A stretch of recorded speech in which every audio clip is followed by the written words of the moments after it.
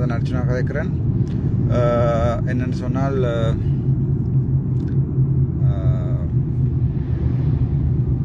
எங்களுடைய சாவச்சேரி ஆதார வைத்தியசாலையின் மருத்துவச்சராக நான் பொறுப்பேற்று என்னுடன் சரியாக 1 மாதங்கள் முடிவடைந்துள்ளது. நான் இந்த ஒரு கிழமை என்னுடைய சந்திப்புக்கு, அதாவது என்னை கதைப்பதற்காக கொழும்பு அழைத்தார்கள். சுதுமலை பிரகடனத்தின் பின்னர் எவ்வாறு அண்ணர் அழைக்கப்பட்டாரோ அதே மாதிரி அழைக்கப்பட்டேன். என்ன கவலை என்றால், இந்த ஒரு கிழமையில் நான் என்னுடைய கடிதங்கள், சில பல கடிதங்கள் இன்டர்நெட்டில் ஓடி திரிவதை நான் கண்டேன். அவற்றின் உண்மைத்தன்மை சம்பந்தமான சந்தேகங்கள் எனக்கு இருந்தது. அது உண்மையாகவே சைன் பண்ணியது யார், அதாவது பனாபடிய சார் அதுக்கு சைன் பண்ணலாமா? செக்ரட்டரியை நான் சந்தித்தேன். செக்ரட்டரி இங்கே தான் இருக்கிறார். அவர் தன்னுடைய கைப்பட சைன் பண்ண ஒரு கடிதம் ஒன்றை எனக்கு தரவில்லை. சாதாரணமாக எங்களுடைய மெடிக்கல் சர்வீஸ் மெடிசின் படி ஒன்றில் எனக்கு ஒரு அப்பாயின்மெண்ட்டை தருவதாலோ அல்லது அந்த அப்பாயின்மெண்ட்டை என்னை தற்காலிகமாக இடமாற்றம் செய்வதென்பதாலோ அப்படியான விடயங்களில் கட்டாயம் சைன் வைக்க வேண்டியது மெடிக்கல் சர்வீஸ் மினிட்ஸை பொறுத்த வரைக்கும் செக்ரட்டரி என்பது என்னுடைய வாதம், செயலாளர் என்பது வாதம். செயலாளரை சந்தித்தேன். அவர்கள் சரியான பாசிட்டிவாக இருந்தார்கள். அவர்கள் என்னை கேட்டுக்கொண்டது நீங்கள் கொழும்புக்கு வாங்கோ, அல்லது உங்களுக்கு பிடித்த ஒரு வைத்தியசாலை, பேராதனை வைத்தியசாலையோ கேகாலை வைத்தியசாலையோ, ஒரு பிடித்த ஒரு வைத்தியசாலையை நீங்கள் எடுத்துக்கொள்ளலாம் என்பதுதான் அவர்களுடைய கடைசி கோரிக்கையாகவும், மற்றது இந்த பிரச்சனையை ஒரு சுமூகமாக முடிக்கணும் என்பதுதான் அவர்களுடைய முக்கியமான எண்ணமாக இருந்தது. அதாவது சுகாதாரத்துறைக்கு இப்போ நடக்கின்ற பிரச்சனைகளால், அது ட்ரேட் யூனியன் ஆக்ஷனாக இருக்கலாம் அல்லது நான் சார்ந்த விடயங்களாக இருக்கலாம், சுகாதாரத்துறைக்கு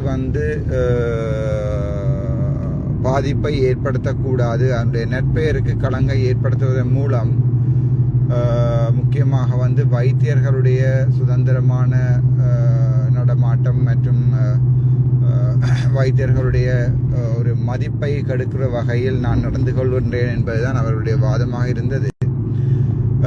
இந்த வீடியோவை பார்க்கிறவர்கள் தயவு செய்து எங்களுடைய வைத்தியசாலை வைத்தியர்களிடம் கூறவும். அவர்கள் என்னை பர்சனலாக தெரியும். அதில் 1-2 பேரை தவிர மிச்சம் இருப்பவர்கள் எல்லாருமே சரியான நல்லம். Doctor Indrakumar, doctor Jegu, doctor Sathyamoorthy போன்றோர் தங்களுடைய ஈகோவுக்காக என்னுடன் முரண்டுபட்டு கொண்டு நோயாளிகளின் உயிரை பணயம் வைத்து மீடியாவுக்கு முன்னால் ஸ்டேட்மெண்ட் கொடுத்தது. அது எனக்கு அவர்கள் ஏதாவது நடவடிக்கை எடுப்பார்களா இருந்தால்,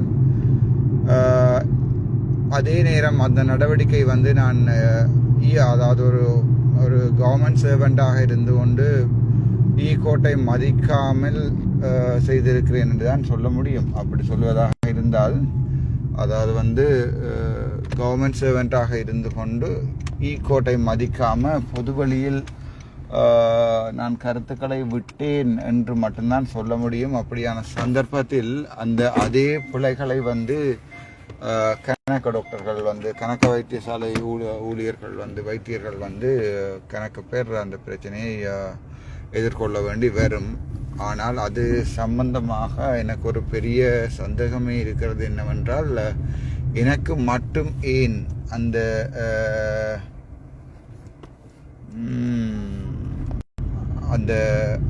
கோட்டை எனக்கு மட்டுமே பாதிக்கிறார்கள். அப்படி என்று சொன்னால், எனக்கு ஒரு டெம்பரரி டிரான்ஸ்ஃபர் அடிக்கலுமாக இருந்தால், நம்ம இந்த கடிதம் பெறவில்லை, எனக்கு ஒரு டெம்பரரி டிரான்ஸ்ஃபர் அளிப்பதாக இருந்தால், அந்த டெம்பரரி டிரான்ஸ்ஃபரை அந்த 25 டாக்டர்கள், வைத்திய சத்யமூர்த்தி, அதாவது சட்டங்கள் கோட்டுகள் எல்லாருக்குமே சமமாக பாதிக்கப்படணும் என்று நான் யோசிக்கிறேன்.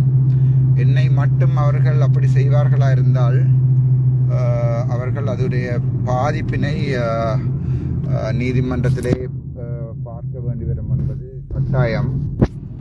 அதாவது 3 நாள் வைத்தியசாலையிலிருந்து நோயாளர்களை பார்த்தது என்னது பிள்ளையா, அல்லது 3 நாட்கள் டயாலிசிஸ் செய்த பேஷண்ட் எல்லாத்தையும் விட்டுட்டு அவர்கள் தொழிற்சங்க போராட்டம் நடத்தியது பிள்ளையா என்பது சம்பந்தமான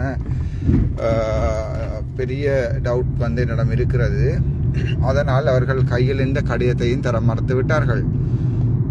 அதன் அடிப்படையில் நான் பொதுமக்களுக்கு கொடுத்த வாக்குறுதியின் அடிப்படையிலும்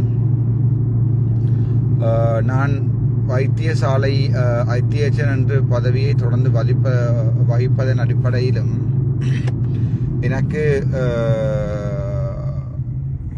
வைத்தியசாலை லீவ் இன்றையுடன், அதாவது நேற்றிரவு 12 மணியுடன் முடிவடைவதால் விடிய காலமே 8 மணிக்கு எனக்கு போக வேண்டிய தேவை இருக்கிறது. அதனால் நான் யாழ்ப்பாணம் நோக்கி எனது வீடு நோக்கி போய் கொண்டிருக்கிறேன். எனது வீடு என்பது வைத்தியசாலை. நான் வைத்தியசாலையில் தான் 2018 2020 வரைக்கும் இருந்தேன். எனக்கு சொந்தமாக வீடு யாழ்ப்பாணத்திலும் இல்லை, இலங்கையிலும் இல்லை. என்னுடைய சொத்து விவரங்கள் கூட உங்களுக்கு சொல்லியிருக்கிறேன். அப்படியான ஒரு சந்தர்ப்பத்தில்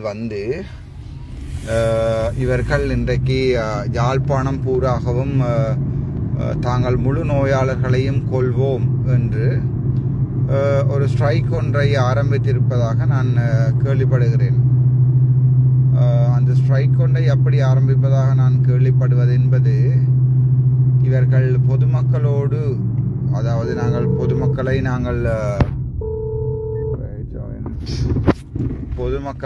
நாங்கள் படையக்கேடயங்களாக வைத்து எனது அடிப்படை உரிமை மீறல்களை இவர்கள் மீறல்கள் செய்வது போல எனக்கு அது தெரிகிறது. ஆதலால் நீதிமன்றங்களும் போலீசாரும் நீதியின்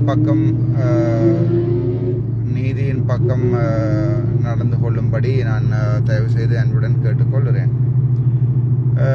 நாங்கள் பார்ப்போம் என்ன நடக்கிறது என்பதை நாங்கள் பார்ப்போம்.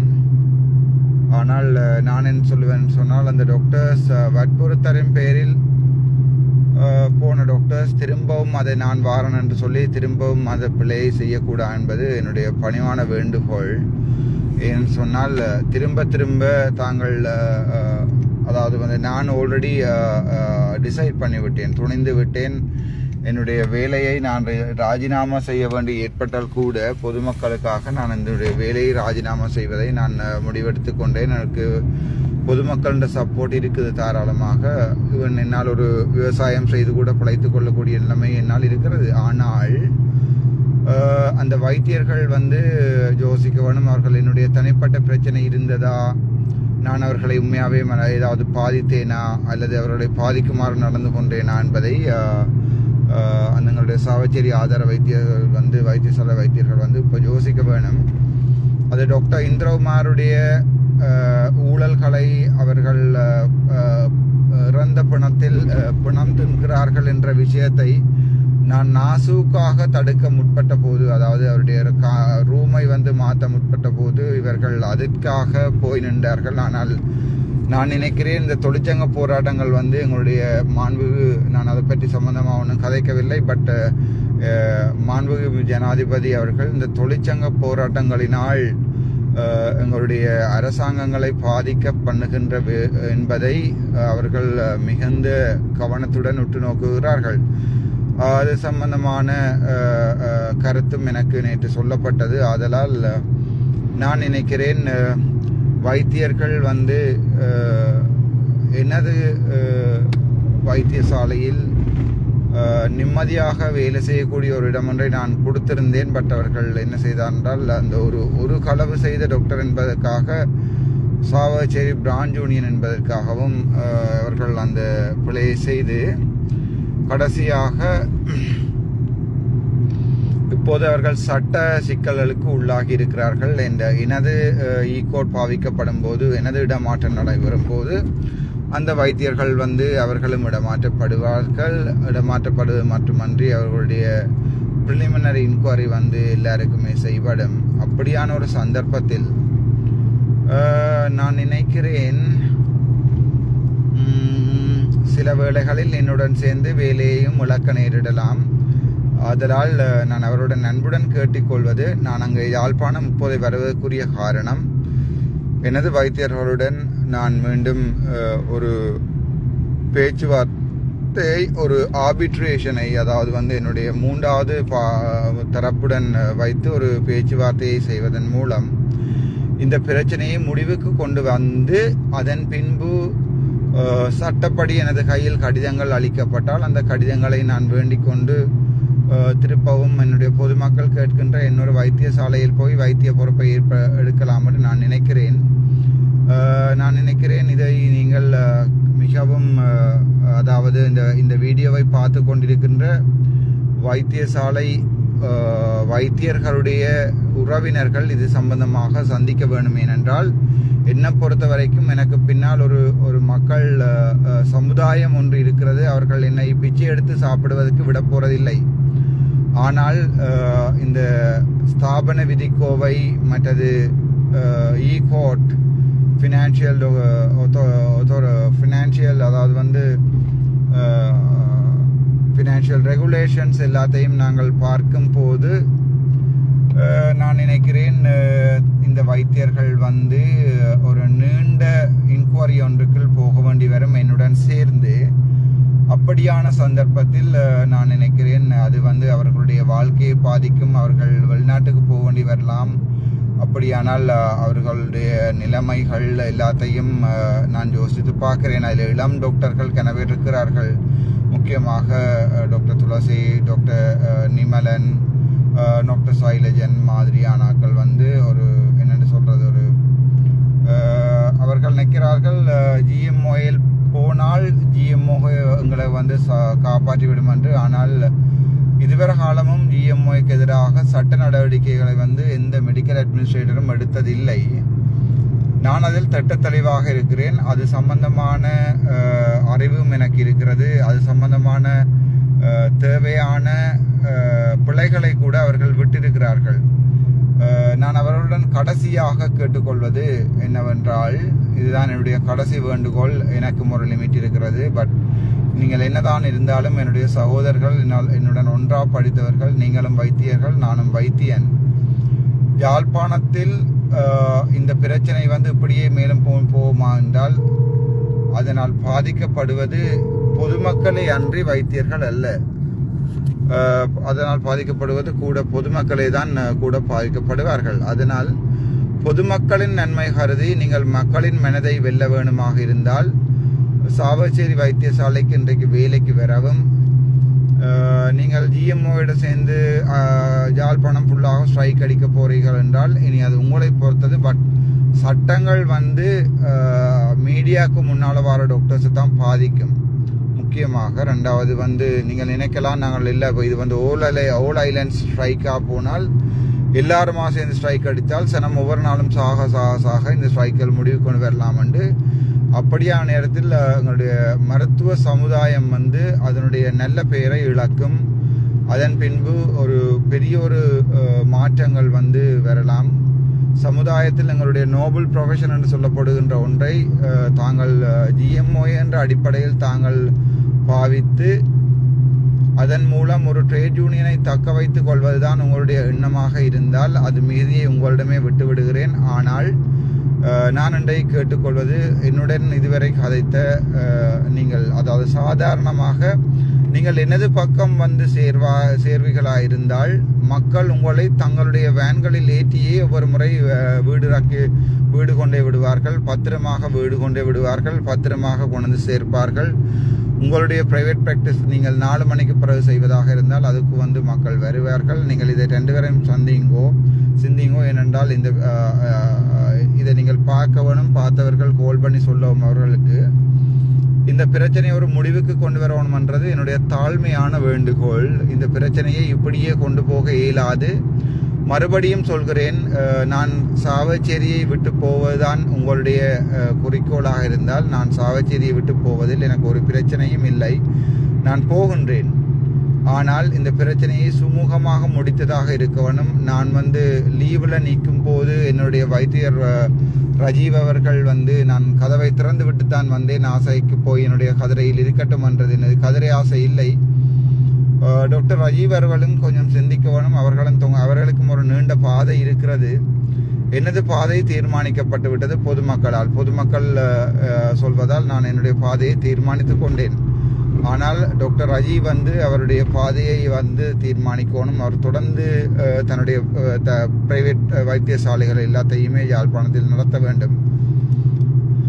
அவருடன் கதைக்கின்ற 1-2 பொதுமக்கள் வந்து அவர்களை சில நேரத்தில் சொல்லலாம், இல்லை ரஜீவ் நீங்கள் விடாதீங்க, நீங்கள் தான் எம்எஸ் என்று சொல்லி. பட் நீங்கள் உங்களுக்கு தெரிய வேணும், டாக்டர் ரஜீவ் இலங்கையினுடைய உச்ச நீதிமன்றத்தால் 2021 ஆண்டு கொடுக்கப்பட்ட நீதிமன்றத்துக்கு அமைய ஒரு மெடிக்கல் அட்மினிஸ்ட்ரேட்டரை ஒரு கம்யூனிட்டி மெடிசின் பாஸ் அவுட் வந்து ரீப்ளேஸ் பண்ண முடியாது. அது மட்டுமல்ல, நீங்கள் அதை ட்ரேட் யூனியன் மூலமாக டாக்டர் டால் பெனாப்பிட்டியுடன் சாருடன் கதைத்து அதை எடுத்திருப்பதானது, அந்த அப்பாயின்மெண்ட் எடுத்திருப்பதானது நான் செக்ரட்டரி அவர்களுக்கு கேள்விக்குட்படுத்தினேன். அப்போது அவர்கள் அதை ஏற்றுக்கொண்டார்கள், அது பிழை என்பதை. ஆதலால் அந்த கடிதங்களை கேட்டேன். அவர்கள் அந்த பிழையான கடிதங்களை தர மறுத்து விட்டார்கள். ஆனால் அது தாராளமாக இணையத்தில் உலாவிக் கொண்டிருப்பதால் எனக்கு அது பிரச்சனை இல்லை. பட் எனக்கு அதுக்குரிய கடிதங்கள் வந்து தர வேணும். இன்றைக்கு திங்கட்கிழமை, நாளை செவ்வாய்க்கிழமை வந்து சுகாதார அமைச்சர்களும் சுகாதார அமைத்தும் யாழ்ப்பாணத்துக்கு வருகை தர இருக்கிறது. வடக்கு மாகாணத்திலே எல்லா இடமும் போக இருக்கிறார்கள். சுகாதார அமைச்சர்களை சந்தித்து நீங்கள் உங்களுடைய கிரீவன்சஸை எழுதி கொடுக்கலாம். அதுக்குரிய பொறிமுறைகள் தயாரிக்கப்படும். முக்கியமான விஷயம், நான் திரும்ப உங்களுடைய சாவச்சேரி வைத்தியசாலையை கேட்டுக்கொண்டது, நீங்கள் மக்கள் பக்கம் வருவது உங்களுக்கு உசிதமாக இருக்கும் என்று நான் நினைக்கிறேன். ஏனென்றால் நீங்கள் எடுத்த எடுப்படியில் 25 வைத்தியர்களுக்கு வந்து இடமாற்றம் செய்து வேறு வைத்தியசாலையில் கொடுப்பது கடினம். அப்படியான சந்தர்ப்பத்தில் வந்து அந்த வைத்தியசாலையில் வந்து சேவைகள் நடக்குமா என்பதெல்லாம் ஒரு கேள்விக்குறி. இது என்னுடைய பணிவான, உங்களுடைய தம்பியாக, உங்களுடைய அண்ணாவாக என்னுடைய பணிவான வேண்டுகோள்.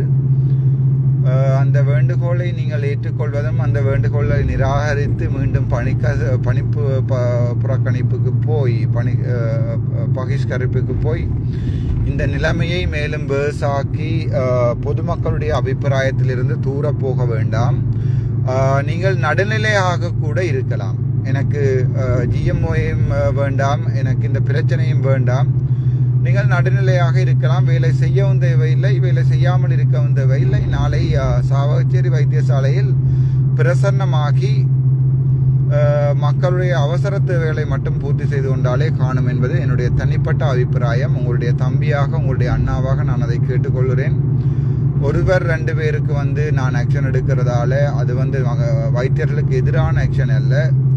சில பேர் வந்து வைத்தியர்களுக்கு எதிரான, டாக்டர் ரோஷாந்தனை நான் பார்த்தேன். அவர்கள் வந்து அதாவது மருத்துவம் என்றது ஒரு என்ன சொல்றது, ஒரு உயரிய தொழில், இட்ஸ் a noble profession. அப்படி இருக்கும்போது நீங்கள் பெண்களுடன் படுத்து விட்டு மச்சான் வயிற்றில் ஏறிவிட்டது, கரைப்பதற்கு மருந்து தருகிறாயா இல்லையா என்றெல்லாம் நாளையில் கதைக்க வேண்டாம் என்றெல்லாம் நீங்கள் எழுதியிருப்பது எவ்வாறென்றால், பொதுமக்கள் தவறு செய்து போட்டு அதை உங்களுடன் வந்து கேட்கும்போது நீங்கள் அந்த தவறை, அதாவது வந்து கருக்கலைப்பு செய்கிறீர்கள் என்கிற விடயங்கள் எல்லாத்தையும் நீங்கள் எழுதியிருக்கிறீர்கள். இது வந்து பாரதூரமான குற்றம். இது வந்து இது சம்பந்தமாக நான் செக்ரட்டரிக்கு அறிவித்திருக்கிறேன்.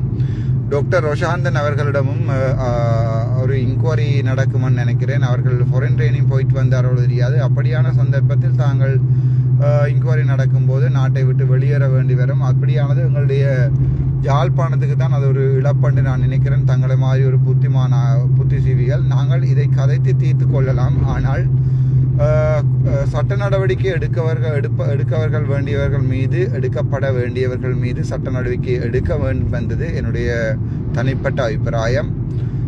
Doctor Ketheeswaran, doctor Sathyamoorthy, doctor Saman Pathirana ஆகியோர்கள் வந்து அவர்களுடைய சட்ட நடவடிக்கைக்கு போய், இப்போ இன்க்ளூடிங் மீ, நான் கூட இன்கொயரியை ஃபேஸ் பண்ணியிருக்கிறேன். எனக்கும் இன்கொயரி லேட்டர் அடிச்சிருக்கேன். அதுக்கு நான் 8 பக்கத்துக்கு பதில் எடுத்துருக்கிறேன். அப்போ அதையும் அவர்கள் பார்த்து கொள்ள வேண்டும் என்பது என்னுடைய தனிப்பட்ட அபிப்பிராயம். இதுதான் இந்த நிலைமையில் என்னால் சொல்லக்கூடிய இருக்கிறது. இன்றைய நாள் எனக்கும் உங்களுக்கும் ஒரு நல்ல நாளாக அமைய வேண்டும். நாங்கள் இந்த பிரச்சனையிலிருந்து விடுபட்டு எங்களுடைய மருத்துவ சமுதாயத்தின் மேல் வந்து பிழையாக திட்டமிட்ட வீதியில் ஒரு சில அரசியல்வாதிகளின் அடிவருடிகளால் தங்கள் மீது எழுதப்படுகின்ற ஃபேஸ்புக் போஸ்டுகளை நாங்கள் கவனத்தில் எடுத்து வைத்திருக்கிறோம். அது சம்பந்தமாக கூறிக்கொண்டும் இருக்கிறோம். அவர்கள் என்னுடைய பக்கமும் இல்லை, வைத்தியர்களுடைய பக்கமும் இல்லை. அவர்கள் வைத்தியர்கள் மீதான காழ்ப்புணர்ச்சியை வந்து ஒரு சில பேர் எழுதி கொண்டிருக்கிறார்கள். அவர்களை நான் தேடி பார்த்தபோது சில பிரபல்யமான அரசியல் கட்சிகளுண்டு அடிவருடிகள், முக்கியமாக சுப்பிரமணிய பிரபா போன்றவர்கள் வந்து ஒரு அரசியல் காரணமாக இதை எழுதுகிறார்கள் என்பதை தெளிவாக விளங்கிக் கொள்ளவும். எனது நோக்கம் அரசியல் அல்ல. நான் வந்து என்னுடைய கேபிட்டல் டிவியினுடைய அன்று நான் சரியான ஸ்ட்ரெஸ்ஸில் இருந்ததாலும் மற்றது என்னுடைய முதல் அனுபவம் என்றதாலும் அதில் வந்து என்னுடைய பேட்டிகள் வந்து பல பிழைகள் இருப்பதை நான் ஏற்றுக்கொண்டேன். முக்கியமாக தலைவர் சம்பந்தமாக சொன்ன விடயங்களை வந்து நான் அந்த இடத்திலே தவிர்த்திருக்க வேண்டும். அப்படியான பிழைகளை நான் விட்டுக்கொள்வதை ஏற்றுக்கொள்கிறேன். அதன் பிறகு நான் கொடுத்த இன்டர்வியூக்களை நீங்கள் பார்த்திருக்கலாம், என்னுடைய நேரடி ஒளிகளை பார்த்திருக்கலாம். நான் இப்போது சொல்லக்கூடியது உங்களுக்கு என்ன என்பது இன்று நான் வருவது, நாளைக்கு சுகாதார அமைச்சர்கள் வருகிறார்கள். அந்த நேரம் இந்த கதையை பிரச்சனை நாங்கள் கதைச்சு தீர்த்து கொள்ளலாம். உங்களுடைய கோரிக்கை, அதாவது பெரும்பாலான மருத்துவர்களுடைய கோரிக்கை வந்து என்னுடைய தனிப்பட்ட வேலையை பாதிக்குமாக இருந்தால் பொதுமக்களுக்காக அந்த வேலையை கூட நான் விடுவதற்கு தயாராக இருக்கிறேன். நான் உங்களுடைய அடிமனதிலிருந்து உங்களுடைய அன்புடன் கேட்டுக்கொள்வது, நீங்கள் நினைக்கலாம் நீங்கள் வென்று விட்டீர்கள் அதனால் நான் தோற்கிறேன் என்று சொல்லி, அந்த மனப்பான்மை உங்களுக்கு இருக்குமே ஆனால் நான் வென்று காட்டுவதில் எனக்கு பெரிய வேலை இல்லை. இப்போவும் அதனால் பாதிக்கப்படுவது பொதுமக்கள். ஆதலால் ஈகோ என்பதை நான் எப்போதோ ஒரு புறம் தள்ளி வைத்து விட்டேன். இது உங்களுக்கு நான் கேட்டுக்கொள்கின்ற பணிவான வேண்டுகோள். தாங்கள் இது சம்பந்தமாக யோசித்து முடிவெடுக்குமாறு இன்டலெக்சுவல் கம்யூனிட்டி என்ற அடிப்படையில், அதாவது வந்து ஒரு என்னென்னு சொல்றது, ஒரு மிகவும் படித்த கம்யூனிட்டி என்ற அடிப்படையிலும், மற்றது சில வைஷாலினி போன்ற குழந்தைகளின் நியாயங்கள் கிடைக்க வேண்டும் என்றதை நீங்கள் நம்புவீர்கள் என்பதன் அடிப்படையிலும் நான் இந்த விஷயத்தை உங்களுக்கு சொல்கிறேன். இனிமேல் நடக்க போகிற விஷயங்கள் வந்து அது உங்களை பொறுத்தது. நீங்கள் தான் அதை தீர்மானிக்க வேண்டும்.